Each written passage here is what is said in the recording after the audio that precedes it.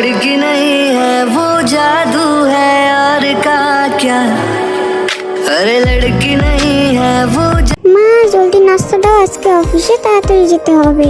নতুন MD join করেছে আর কালকে বকুন স্যার বলেছে নতুন এমডি নাকি অনেক রাগী।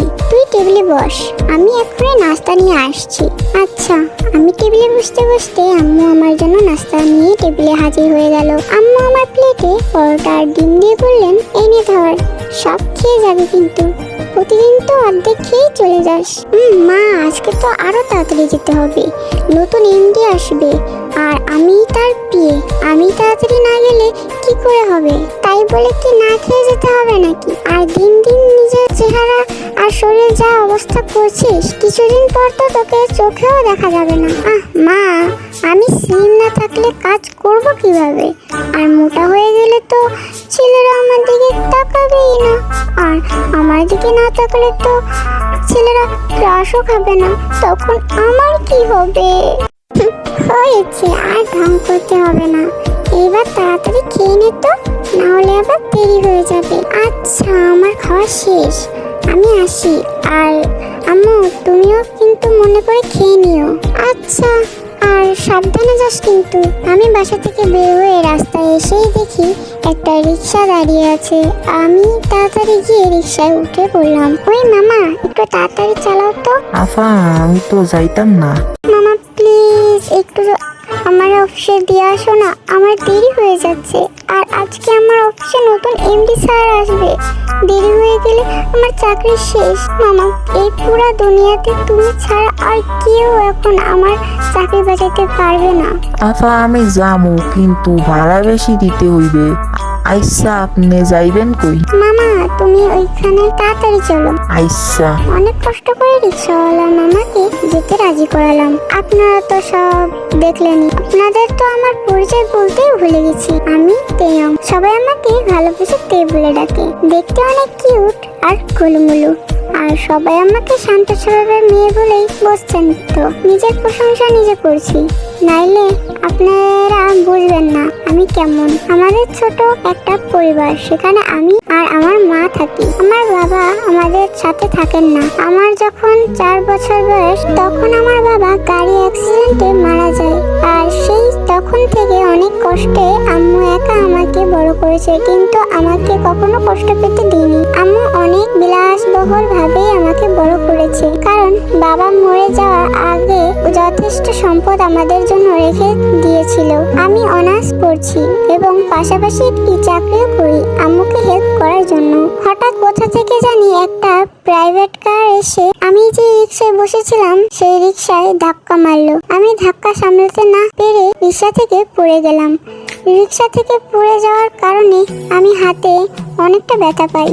আমি রাস্তা থেকে উঠে দাঁড়িয়ে দেখি কিউট একটা ছেলে গাড়ি থেকে বের হলো। ছেলেটা আমার সামনে আসতে আমি ঠাস করে ছেলেটার গালে একটা চড় মেরে দিয়ে বললাম, ওই বদমাশ ছেলে, রাস্তায় কি তোর বাপের নাকি রে? গাড়ি আছে দেখে কি যেমন খুশি চালাবি? ইচ্ছে করছে তোরে মাইরা ফেলি। How dare you! তোমার তো সাহস কম না? তুমি কাকে চড় দিয়েছো জানো? ওই এত বড় বড় কথা তোর মুখ দিয়ে হচ্ছে কি করে রে বেটা বজ্জাত? গাড়ি চালানোর সময় তোর চোখ কোথায় থাকে? এবার কিন্তু বেশি হয়ে যাচ্ছে। তোমার সাহস দেখে আমি অবাক হচ্ছি। তুমি এই হাত দিয়ে আমাকে চড় দিয়েছো না? কথাটা বলেই ছেলেটা আমার হাত চেপে ধরলো, কিন্তু আমি এত রেগেছিলাম যে ছেলেটির হাতে জোরে কামড় বসিয়ে দিলাম। ওই তুমি আমার হাতে কামড় দিলে কেন? এই ছেলে, তোর সাহস হয় কি করে আমার হাত ধরার? যাই হোক, তোর সাথে আজাইরা কথা বলার সময় আমার নাই, এমনি অফিসে অনেক দেরি হয়ে গেছে বলে আমি ছেলেটির সামনে থেকে চলে আসলাম। এসে রিক্সাওয়ালা মামাকে মাটি থেকে তুলে জিজ্ঞেস করলাম, মামা আপনি ঠিক আছেন? হ্যাঁ মা, আমি ঠিক আছি। থ্যাংক গড যে আপনি ঠিক আছেন। তাহলে এবার চলুন মামা, আমার অনেক দেরি হয়ে গেছে। মা চলো। তে রিক্সা চলে গেল। ছেলেটি রেগে লাল হয়ে দাঁড়িয়ে আছে। ছেলেটির তো ইচ্ছে করছে তেকে মাথার উপরে তুলে একটা আছাড় মারতে। মেয়েটি মনে মনে ভাবছে, আজ পর্যন্ত এইভাবে আমার সাথে কেউ কোনোদিন কথা বলার সাহস পায়নি, আর এই মেয়েটা আমাকে চড় দিয়েছে। মেয়েটাকে শুধু আরেকবার পেয়ে নেই, তখন দেখাবো এই জিয়ন জাঙ্কু গায়ে হাত তোলার শাস্তি ঠিক কি। যাই হোক, মেয়েটা কিন্তু অনেক কিউট আর সুইট। এইসব ভেবে জাঙ্কু গাড়িতে উঠে চলে গেল। ওই বজ্জাত ছেলেটার জন্য অফিসে যেতে অনেক লেট হয়ে যাচ্ছে। আজকে নতুন স্যার আসলো আর আমি তার বিয়ে হয়ে প্রথম দিনই লেট। এইসব ভাবতে ভাবতে অফিসে পৌঁছে গেলাম। অফিসে ঢুকে দেখি সবাই ফুলের তোড়া নিয়ে দাঁড়িয়ে আছে নতুন এমডি স্যারকে স্বাগতম জানানোর জন্য। অফিসে ঢুকে আমি শুভ সকাল সবাইকে। আরে তে, তুমি এত লেট কেন? এমডি স্যার তো এখনই চলে আসবে। আর বলো না, একটা বেয়াদব বজ্জাত ছেলের জন্য এইসব হয়েছে।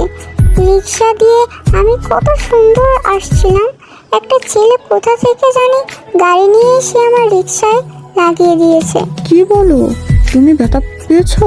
না, এত বেশি না, তবে হালকা ব্যথা পেয়েছি হাতে।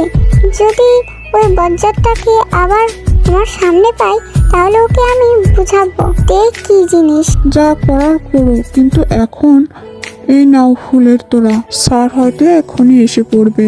আমি কায়ের হাত থেকে ফুল তোড়া নিয়ে আবার কাইকে বললাম, আচ্ছা স্যারের নাম কি কাই? কি, তুমি এখনো স্যারের নামই জানো না?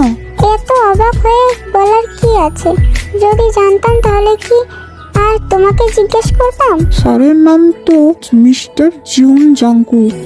ইংল্যান্ড থেকে পড়াশোনা শেষ করে এসেছে।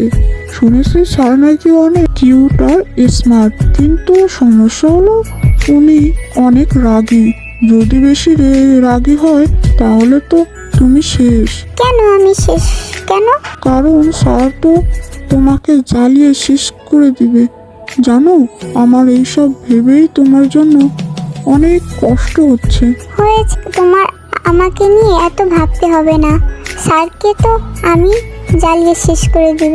স্যার তো জানে না এইতে কি জিনিস। ওই দেখো স্যার চলে এসেছে, চলো আমরা ওইদিকে যাই। চলো।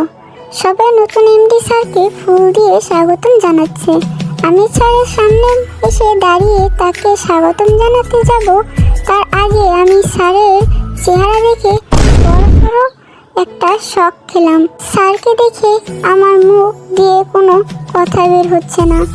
তারপরেও আমি মনের ভেতর অনেক সাহস জোগাড় করে স্যারকে বললাম, ওয়েলকাম স্যার। স্যার কোনো কথা না বলে আমার হাত থেকে ফুলের তোড়াটা নিয়ে নিল। একে একে সবার হাত থেকে ফুলের তোড়া নিয়ে যাবার সময় আমাকে বলে গেল, এই যে মিস, আপনি একটু আমার কেবিনে আসুন। বলেই স্যার চলে গেল। আর আমি দাঁড়িয়ে ভয়ে কাঁপছি আর ভাবছি, হায় আল্লাহ, এখন আমার কি হবে? এই বেয়াদব ছেলেটাই দেখে আমাদের ছাড় হয়ে গেল। এখন তো আমার উপরে ওই থাপ্পড় দেওয়ার প্রতিশোধ নিবেই। আল্লাহ, তুমি আমাকে বাঁচাও।